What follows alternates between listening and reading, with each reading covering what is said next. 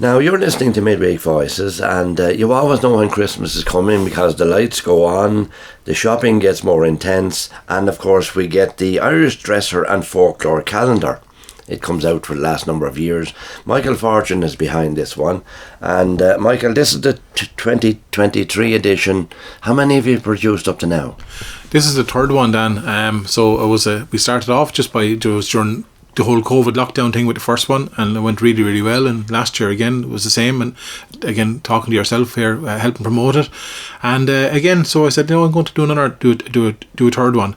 So it's the same format again. It's dressers from all over Ireland, loads from County Wexford, a good proportion from County Wexford, and then there's a scatter of folklore dates. So there's about 140. I put more different little folklore dates in each month. So when you go to each month, you'll come up things like put up your Maybush, or today is Hansel Monday. And again, because I'm from Wexford and I know the stuff inside out here from the county, I would have, I'd say, a good 70% of the dates are all Wexford related. Now, it's an extraordinary project, and when you introduced it first, I think you had a few local dressers, and a lot of people didn't know what a dresser was, and some of the older people had forgotten that they existed, and you discovered that it took off. Huge interest in it from day one. Yeah, I seem to it resonated with people for some reason, and it resonated, I found it, with men in particular. I was surprised at that, because I thought when I was going on this journey back in 2015 that would be more so women, because the dresser was the woman's, the kitchen, was everything in the kitchen.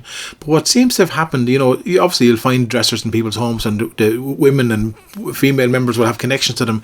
But I'm finding more and more that there were actually men who would keep the dressers up that may be related to their own mother or their own grandmother or their own an old aunt, and they kind of kept them up because I suppose they were connecting with history. And even in this year's calendar, the 2023 calendar, when you're going through it, you'll see a lot of men again with these dressers and talking about what they meant to them and where they got them from. And yeah, so I suppose it's great in some ways that by me doing this project, it's just offered a chance for people to just stop and to look at something slightly different, look at that domestic space, look at their home, look at their homes as museums.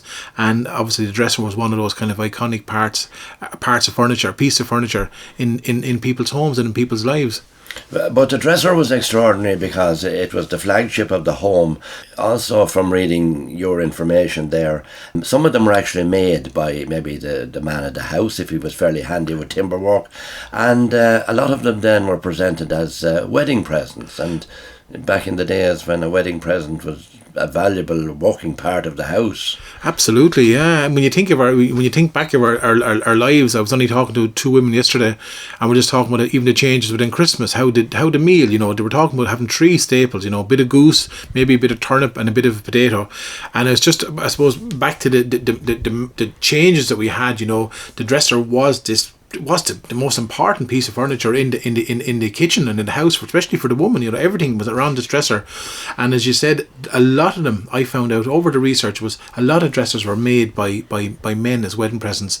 And there was a kind of period I kind of noticed, I suppose late 1800s to about 1940-50, where that was a very common trait that a man, or if the man couldn't do it, he'd get someone else to do it, to make the dresser for the wife. One of the dressers, I couldn't believe it, Dan. I was up in Meath, and it was with a family up there, and there were the families that were moved over from the Connemara families over to Meath back in the 1930s and the 1940s and 50s. And this man actually had a photograph of him standing beside his dresser that he made for his wife. He made one for his own daughter, and his own father made one for his wife. So there's a whole long line of wedding present dressers within the family. That was the thing when you were getting married. That's what I'm going to give you. I'm going to give you a dresser. Now, the dresser generally had the finest of crockery and china. Would those have been wedding presents? Absolutely, yeah. There a lot. I kind of find that you'll go in, and when you ask someone, say, what's on the dresser at all? They'll spot things like maybe they had from their own children, a little egg cup, a little Bosco egg cup, or whatever it could be. But then they'll go, oh yeah, if they're older themselves, they'll go, that was my wedding present. Or in most cases now I'm finding people say that's my mother and father's wedding present. And they got that for the wedding present. Exactly that. You'll see sets of Arklow, you'll see sets of Carrigaline, you'll see sets of willow pattern. But Arklow in particular was always a good one, I suppose we're so, being here in Wexford, that connection to Arklow pottery was always there. But absolutely, when you're standing in front of a dresser, there's nothing as magical as people kind of just taking you on a tour. Again, it's like going to a gallery or going to an exhibition and people bringing you on a tour of the different objects in the exhibition case. And they're lovely because in some ways you're just giving them the time to reflect on them and to talk about those things that they wouldn't normally have a chance to talk about. Like one dresser we're just looking at there now, actually, and that's the thing as well, Dan. Like I started this journey in 2015 on this particular project, and there's one woman here just outside New Ross, a woman called Jo Ryan. She's on the Kilkenny side of it, and Jo passed away only this year. But I that's one thing I kind of I'd go back to look at my old photographs, and then I said, "God, there's a great photograph. I'll use that for this year's calendar." And then I make contact with the family, and then I learn of the news. I say, "God, that Jo passed away," but she, so in some ways I kind of use this as well as a way to kind of, I suppose, to I just pay a little bit of respect for that person, and and it was lovely, and that interaction we had that time when we did meet. So it's a lovely project. It's a lovely project for that as well, because it's more than just the photographs and the history, and sometimes it's about those personal relationships you build up with the person, and also what it means to that family. And I know that family down in South Kilkenny are grateful to have that photograph now, and I'm grateful to have that little recording I made with Jo that time as well. So would I be correct in thinking now that a lot of the stuff that was on the dresser stayed on the dresser? You had to be very special before a cup or a plate or something was taken down. There was the sort of domestic everyday items for the tea and the coffee and whatever, but on the dresser that was special stuff. Funny now, a bit of a display. Completely display. Yeah, if you look at here now, we're looking at Bridget Buckley's dresser up here up in Killan. Again, that was taken that photograph was taken a couple of years ago, because I had hundreds of photographs, too many in some ways. So that's why I have to tin them out. But absolutely, a woman described it to me once. She said it's like I don't know what I'm allowed to say this to you, Dan, but she said the dresser, woman up in Askamore said to me, it's like a man's diddy. She says to me, she says it's all form but no function. That's all ornamentation but no function. And she was right. You look at that photograph of Bridget Buckley's, it's absolutely gorgeous. There's not a mug out of place. One thing actually that a lot of the women actually will talk to me about, they always said, usually once every month, on a Saturday evening, they were always given the job to go out and clean the dresser and wash and dust every mug and cup on it. And I remember I heard that yesterday when I was in Tipperary, and I remember that woman from Askamore tell me the same. That was one of the jobs she always hated, was to do it. Also, the other thing as well was once a year the dressers would get a lick of paint. And that's the other thing as well that I love. I love when you go in and you see the dressers. I actually prefer them with the paint on them myself, just personally, because they're you'll have different colour, whatever colour the kitchen was back in 1982, that yellow would be on it, or that blue would be on it from 1970, or that green, or that, she'll have real gaudy colours. But that's what's lovely about it as well. Yeah, we're looking at Bridget Buckley's dresser here now, and she's in the month of October. Now, what's obvious about Bridget's dresser is that it was made for that corner. It's in a little corner and it fits in there snugly. So obviously it was made especially for that area of the house. Absolutely, and down to a centimetre. If you can see the photo, looking at the photograph here, they were made in the kitchens, on the floor, lifted in, put in place, and that's why some of the old dressers they'll never leave the kitchen physically, because you'd have to actually cut them to cut the top off and to take them out. It's very rare to get a dresser that was made in two parts. You will find the odd one, but most of the dressers were made in that kitchen, exactly like Bridget's, right? The exact same. Another one here we're looking at here, there's two lovely ones from Ballin actually this year, which is not too far. It's just literally across the border into Bunclody, and two relations, the O'Neills. One dresser, Dan, dated 1843. 1843 the dresser, and it's still in the original place where it was made in 1843. And down the road, the other the man's relation John has a similar dresser. But just to be able to go back in and see the dresser in the kitchen that was made 100 and so many years ago. So a couple of years ago then you decided to explore the dresser, and then you discovered there was hundreds of them all over the country. And you got all these calls to come and see them and have a look at them. And I think you were telling me last year when you were on the programme that you can tell, say, a Tipperary dresser from a Wexford dresser or a Cork dresser. Oh, completely, yeah. It's a bit of a sad pastime on my behalf, but you can honestly. I was in Tipperary yesterday, and I could see these Tipperary features. You'll spot like I know out the road here, we're out in Ballindagan where I live. I know of about 5 dressers made by the same family, a family from Marshallstown, and you'll see their style of dresser. They have 3 drawers, 2 big drawers, 1 small drawer, and you know that's who made that. And it was just, I suppose, come here to me, if Dan Walsh made a dresser and I looked at it and liked the part of it, I'd go home and I'd make a copy of Dan's one. So there was no looking up online and trying to get designs, or no, people stayed local. That they didn't travel, so so it's natural for like any kind of form of vernacular stuff for things just to kind of take their own little shape and identity. But I was blown away by the Connemara family in Meath, because when I was there, I walked in, I said, "Oh, this is Connemara." Now I was in absolute the heartlands, the good lands of County Meath, and here was a Connemara dresser facing me. So obviously these families had moved over, and sure, they weren't going to look at the Meath dressers. They had already the Connemara dressers on their heads, and they made them up in the exact same way. Have you come across any reproductions now? By that I mean people who have got the old template and are recreating it in modern day terms. I have done, and or something similar based on the dresser idea. I have, and I think there's scope there. I've been saying it to a few people over the years. If anyone's listening here who is a good handy carpenter or a cabinet maker, I've seen ones that were made in the 70s and 80s and 90s, and they were they were missing something. They weren't great. If you were even just to look at these calendars that I have, or any of the photographs of dressers that I have, you could make an actual copy of it, and you go, that's a Connemara dresser, that's a Wexford dresser, that's a Tipperary dresser, by looking at the features, right? I think we haven't, I think, not the word properly, but there's just so much more potential there. I really think there's potential there. I think more people will actually want dresser. More, I find I'm constantly getting messages from people, where can I get a dresser? Where can I get a dresser?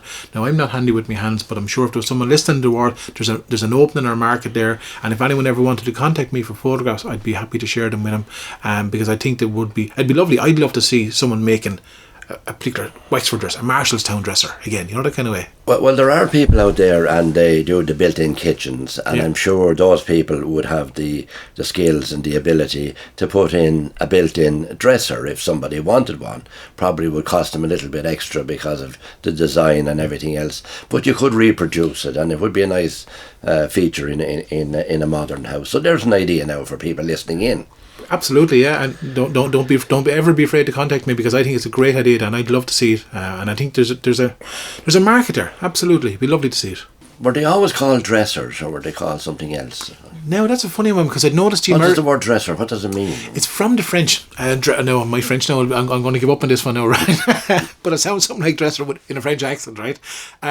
I've seen that they were all over France, right? And they'll have their own little regional designs, and they would have come in through England and in through Wales and then in through Ireland. Now it's funny when you go look at the school's folklore scheme, for example, and type in dresser, they were very, very, very strong. I don't know, they must have come in on the south coast first, down around Cork and Kerry, Tipperary. That's a huge concentration, and then you get into Waterford, Wexford, and then you go obviously up the rest of the country. I don't know when. I'm not an expert in that. I must go look into that when they came in. But I'm guessing it's definitely 1700s for sure. They were commonplace right through the 1800s. Patrick Kennedy, the man out from, which you know very well because you republished his book, The Banks of the Borough and the Legends of Mount Leinster. He is, for those who don't know, he was a folklorist back around the 1850s, Dan, wasn't that right? 1850s, 1860s, and out near Kilmichael, born and reared in Kilmichael, and he was recording accounts of County Wexford, but he had one account of stepping in. It's absolutely magic. He described walking into a little single-story thatched house. He walked in the door, and the spy hole, any of your listeners, the older listeners will know where there was a little spy hole, little glass thing where the fanners was, and he said, take a left, and he said, in on your right then, he said, you'll have the open fire going up to the chimney with the crane beside it, and exactly 8 foot over from the fire, you'll have a partition wall, and there'll be 2 rooms left and right of that partition wall, and on that partition wall would always be the dresser. And he described that down to a T. And I was in a house in Owlert, and a house up north in Wexford there over the years, and I walked in Kennedy's footsteps. I walked in, it was identical. Exactly. Stepped it out 8 foot across. Well, when I was growing up, we had a dresser at home, and everybody else had a dresser. I think it was in your house as well, and we knew what they were, and they were always called dressers. Yeah. But anyway, look at it's a fantastic calendar. It does a great job. It's one of the big success stories. The last thing you think would be of interest in the modern 21st century, or whenever it is, would be the old dresser from centuries back, but there you are, and it's a feature on the calendar, and it's part of Christmas. And he was recording accounts of County Wexford, but he had one account of stepping in. It's absolutely magic. He described walking into a little single story attached house. He walked in the door, and the spy hole, any of your listeners, the older listeners will know where there was a little spy hole, little glass thing where the fanners was. And he said, you take a left. And I said, in on your right then, he said, you'll have the open fire going up to the chimney with the crane beside it. And exactly 8 foot over from the fire, you'll have a partition wall. And there'll be 2 rooms left and right of that partition wall. And on that partition wall would always be the dresser. And he described that down to a T.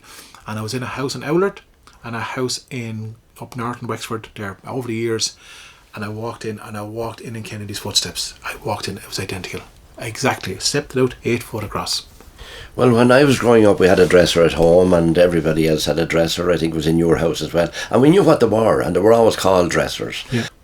Well, now, for the last 10 minutes, people have been saying, when is that fella going to say, where can we get the 2023 Irish Dresser and Folklore calendar? Grand, but I should get better at my own job. But come here, do you over the last couple of years I would be using online, so I'm going to tell you online first, then I'm going to tell you locally. So online, Dan, it's the website. It's called the dresserproject.ie or folklore.ie. So it's the dresserproject.ie or folklore.ie. They're €15, and that includes postage to anywhere in Ireland for the month of November, and also it'll go into December. And then locally, if you want to get your hands on them, Eason's in Gorey, in Escarty, Wexford, the Book Centre in Wexford, Hub 16 in New Ross, Steamers and also Sugar and Spice in Bunclody, and also the Trading Post out in Owlert on the main road, Owlert Road. I don't think I'm missing anyone else, and if not, you can get them directly from me. If you want to give me a ring, and my mobile, it's 087 647 0247. That's 087 647 0247, and give me a shout, and I can arrange whatever, get them onto you as well. So don't be stuck, and you'll find me somewhere. You'll find me online or in person somewhere around Wexford. It's a fantastic calendar. It does a great job. It's one of the big success stories. The last thing you think would be of interest in the modern 21st century, or whenever it is, would be the old dresser from centuries back, but there you are, and it's a feature on the calendar, and it's part of Christmas. Brilliant, absolutely. And thanks a million, Dan, for helping me out and supporting me over the last couple of years of this. Well, great to talk to you, Michael, and good luck and happy Christmas. Same to you.